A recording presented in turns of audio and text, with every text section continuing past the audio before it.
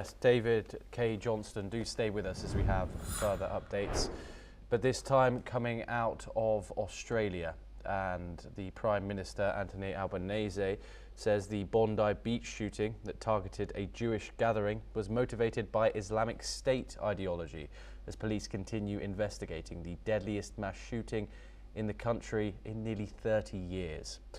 Authorities say the attackers identified as a father and son and opened fire during a Hanukkah event at Sydney's Bondi Beach, killing at least 15 people and wounding more than 40 others before being stopped by police.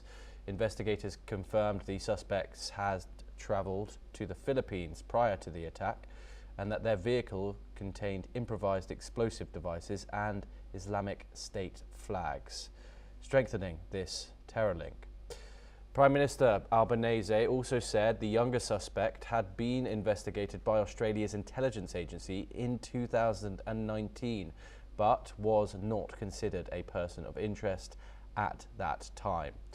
As memorials grow at Bondi Beach, the government says it is stepping up efforts to counter anti-Semitism, while residents renew calls for tougher gun laws after police confirmed the main suspect was a licensed gun owner. Meanwhile, the Israeli ambassador has visited Sydney and the massacre site, calling for greater Jewish protection as memorials expand and survivors continue treatment in hospital. Let's take a listen in. The only community that is in need to go through security in order to exercise their right to worship their God is the Jewish community. I don't know when was the last time that you visit a temple, a church, or a mosque. The doors are open. Only the Australians of Jewish faith are forced to worship their gods behind closed doors, CCTV guards. It's insane. My message to Jewish Australians is that we stand with you as a nation. We embrace you at what is a terrible time. These anti-Semitic terrorist attacks will not be successful with their objective, which is to divide us as a nation. We will continue to come together as a nation. Sunday's tragedy will have, of course, an immediate and lasting impact on many Australians, but the Jewish community here in Sydney and nationally, first responders and people in Bondi and Sydney, the impact will be particularly acute. The Australian government has made significant investments in mental health support, including expanding Headspace and the creation of Medicare mental. David, of course, we saw homemade ISIS flags, IEDs, and evidence of foreign travel with these two suspects. What does that mean for the current atmosphere of online radicalization, Islamic extremist radicalization that is currently going on, even as far as Australia is concerned? Well, we're seeing all around the world a big increase in anti-Semitism. There's no question about that. You can see it here in the United States, in Canada.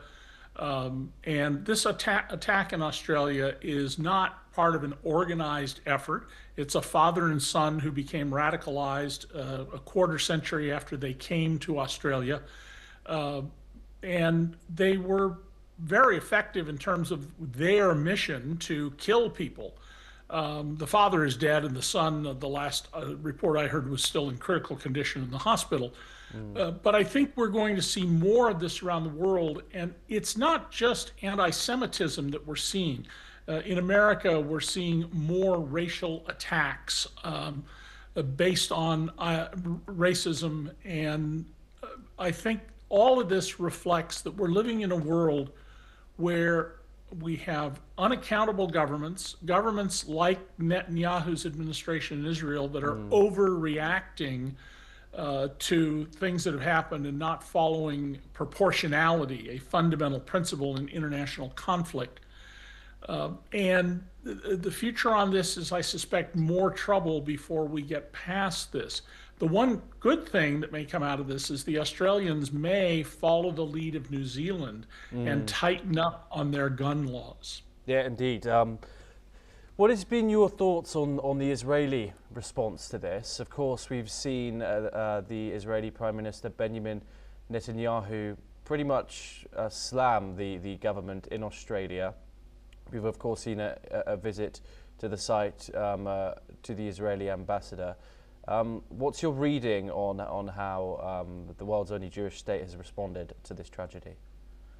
Well, Netanyahu has a very difficult time maintaining support in his country. There have been massive demonstrations in Tel Aviv and Jerusalem against the just meat axe approach that has been taken by the Netanyahu administration to Gaza.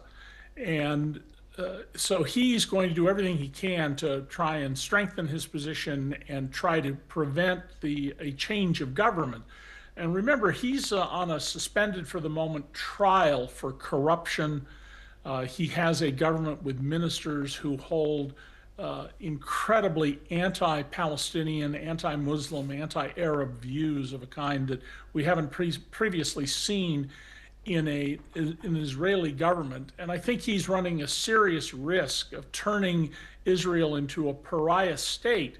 Israel has very legitimate and serious concerns about its security. Nobody questions that.